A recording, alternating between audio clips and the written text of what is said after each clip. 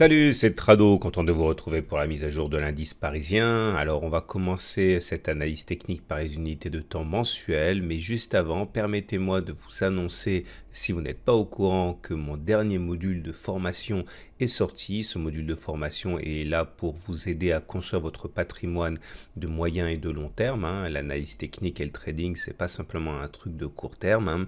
Ça fonctionne très très bien, voire même mieux sur les unités de moyen et de long terme. N'hésitez pas à regarder de quoi il en retourne.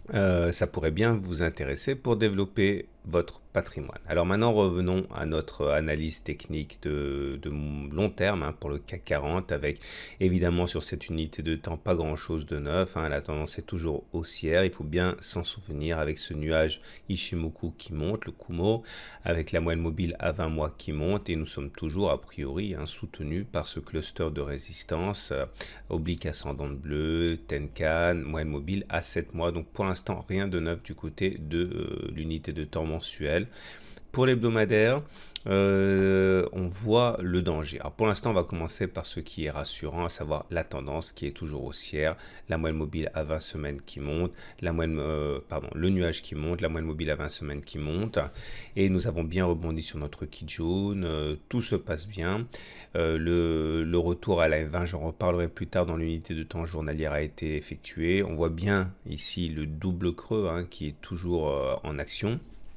Par contre, et c'est le problème, c'est que si on devait clôturer comme ça dans 2 jours, vendredi soir, eh bien on aurait un turtle soup ici. Il y a un module de formation là-dessus avec, vous voyez, un plus haut de 20 séances qui a été inscrit, puisque le plus haut de 20 séances précédent, il était là. Mais on clôturerait en dessous du précédent plus haut de 20 séances. C'est un signal potentiellement baissier, et on comprend que sur l'unité de temps hebdomadaire, la résistance a été double, puisqu'il s'agissait ici des 5530, mais également de la Bollinger supérieure qui pose des difficultés et des défis de résistance. Donc maintenant, l'unité de temps journalière. Cette unité de temps journalière est, on va dire, disons-le, de toute manière, elle est inquiétante. Là, il faut refaire le film pour comprendre pourquoi c'est inquiétant.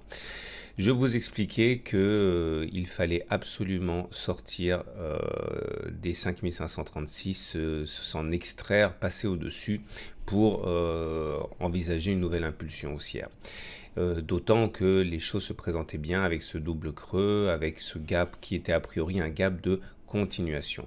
Et l'orientation du nuage croissante nous mettait dans une situation bénéfique, profitable pour espérer surfer sur la sortie du trading range compris entre 5536 et le gap de continuation ici à 5473. Ça formait donc une zone de latéralisation très importante à passer. Et je vous expliquais donc lundi que nous avions une belle séance ici qui nous permettait de caresser des espoirs d'ascension. Malheureusement, vous le savez, la séance déjà de mardi ici s'est révélée assez décevante, en ce sens qu'elle n'a pas permis une envolée, mais tout juste un throwback, c'est-à-dire un test du support, du support, c'est-à-dire de la résistance devenue support une fois qu'elle a eu été cassée sur la séance du 22 janvier. Et jusqu'à présent, on pouvait effectivement dire que rien n'était perdu. Malheureusement, la hausse de l'euro aujourd'hui a eu raison des indices, que ce soit le DAX, que ce soit le CAC 40, puisqu'avec une progression colossale pour une devise de 0,8% sur la journée. Alors, je vais vous mettre le graphe tout de suite, comme ça sera fait. Regardez ça. 0,8% de hausse sur c'est très important. On avait une résistance à 1,23, elle a sauté, on est en train de dépasser le canal ascendant, et donc effectivement tout ce qui se passe sur l'euro dollar impacte les valeurs du CAC 40, puisque plus l'euro est élevé, plus l'euro est fort, et plus c'est difficile pour les entreprises d'exporter quand elles sont en zone euro, et donc ça les pénalise. Et donc du coup effectivement on a une très vilaine séance. Alors en plus de cela, regardez la physionomie de la bougie du jour selon la règle des 3/3 hein, qui montre finalement la bataille psychologique à laquelle correspond finalement le chandelier japonais. On finit dans le dernier tiers, le tiers baissier, ce qui m'amène à être aussi un peu inquiet pour l'avenir. Alors, quand je dis inquiet pour l'avenir, c'est inquiet pour l'avenir de très court terme. Alors, il faut savoir que pour l'instant, la loi du retour à la M20 inciterait à la prudence puisqu'il semblerait que l'on soit parti pour retester une fois de plus ce fameux gap de continuation qui correspondrait d'ailleurs à la M20 hein, pour en vérifier la solidité. Donc accrochez-vous, ça risque de secouer un petit peu. Troisième chose, est-ce que le scénario haussier en journalier est mort? Non, il n'est pas mort, ça dépend ce que vous avez joué. Si vous avez joué le double creux, c'est toujours haussier et c'est haussier tant que l'on ne repasse pas significativement en dessous de la ligne d'eau qui est actuellement à 5428. Si vous avez joué les scénarios haussiers du gap de continuation, le scénario n'est pas mort tant que vous n'avez pas rebouché le gap de continuation, c'est-à-dire tant que vous ne descendez pas significativement en dessous de 5470. Maintenant, si vous jouiez le trading range, là pour le coup, il va falloir trouver autre chose. À titre personnel, je ne pense pas à partir de maintenant qu'une reprise de la dynamique haussière ne pourra être envisagée tant que l'on n'aura pas fait un plus haut par rapport aux 5566, c'est-à-dire les plus hauts de cette séance-là. Hein. Au-delà, regardez maintenant les indicateurs techniques. Les indicateurs techniques maintenant prennent une toute autre dimension, hein, puisque regardez le momentum, il est encore haussier, mais je devrais dire surtout qu'il est neutre. Hein.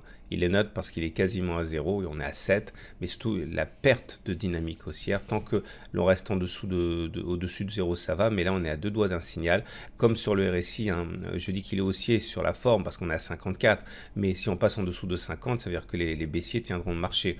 Et puis surtout, regardez le MACD qui risque de croiser son signal, ce qui enverra un signal très négatif. Hein. Les volumes sont très importants à noter pour deux choses. Un, parce qu'une fois de plus, on constate la faiblesse des volumes. Deuxième chose, c'est parce que le jour de la cassure, et ça j'en ai parlé le jour même, hein, le 22 janvier, le jour de la cassure du trading range, je disais c'est dommage qu'on n'ait pas les volumes, c'est un bémol, ça montre que les haussiers, les gros ne sont pas rentrés. Et maintenant, on comprend effectivement que l'absence de volume pouvait être une alerte qui nous signifiait effectivement qu'il fallait se méfier de cette cassure, puisqu'il n'y avait pas de conviction acheteuse, il n'y avait pas d'engouement, hein, c'était simplement voilà, factuel, on avait cassé le trading range. Voilà ce qu'on pouvait dire.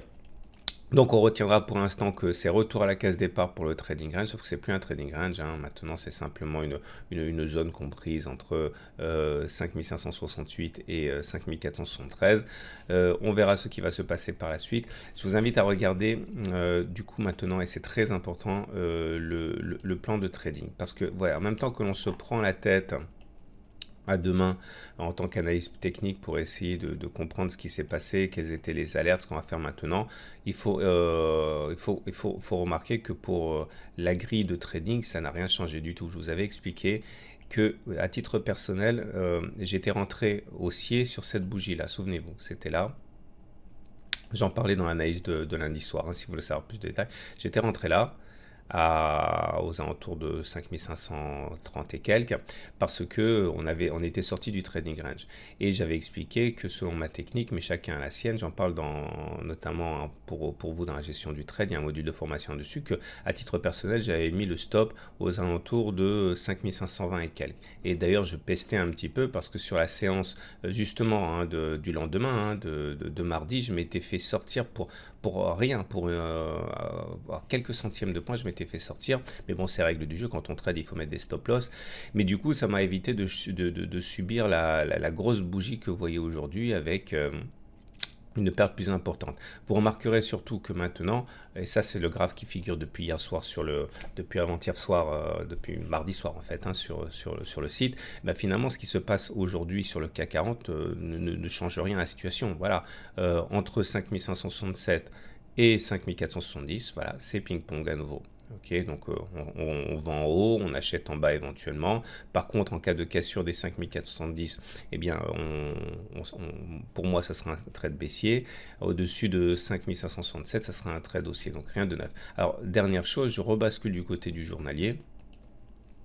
Si vous avez acheté le CAC 40 hein, sur la foi de cette bougie-là, normalement vous avez déjà mis votre stop loss, vous êtes sorti. Hein, c'est-à-dire que tout dépend de ce que vous tradez. Si vous avez tradé le double bottom, vous n'êtes pas encore sorti. Si vous avez tradé le gap de continuation, vous n'êtes pas encore sorti. Vous sortirez en cas de retour, de comblement du gap de continuation. Par contre, si vous avez tradé le trading range, là en toute logique, vous êtes déjà sorti. Il faut faire attention, il faut être intransigeant avec les stop loss, sinon à toute analyse technique que vous puissiez être, vous allez souffrir. Hein. Donc on ne rigole pas avec les stop loss. Hein.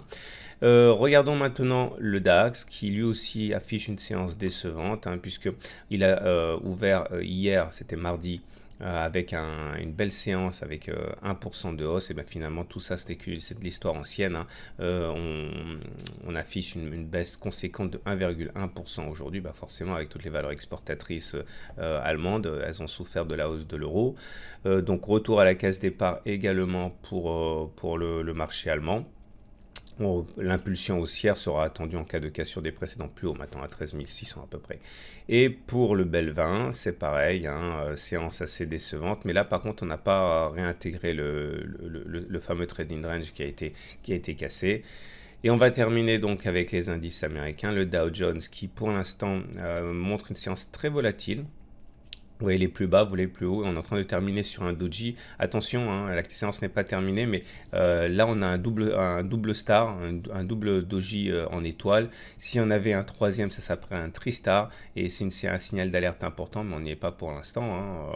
Et pour l'instant, c'est juste potentiellement un double star, avec une tendance toujours haussière, nuage croissant et 20 croissante, etc. Et beaucoup plus représentatif, le SP500, qui regroupe non pas 30, mais 500 valeurs, qui lui aussi montre une volatilité assez forte, mais pour l'instant le marché américain est soutenu lui par la baisse du dollar. Donc c'est la fête aux États-Unis. Voilà, il ne me reste plus qu'à vous souhaiter une bonne journée et je vous dis à demain pour la mise à jour.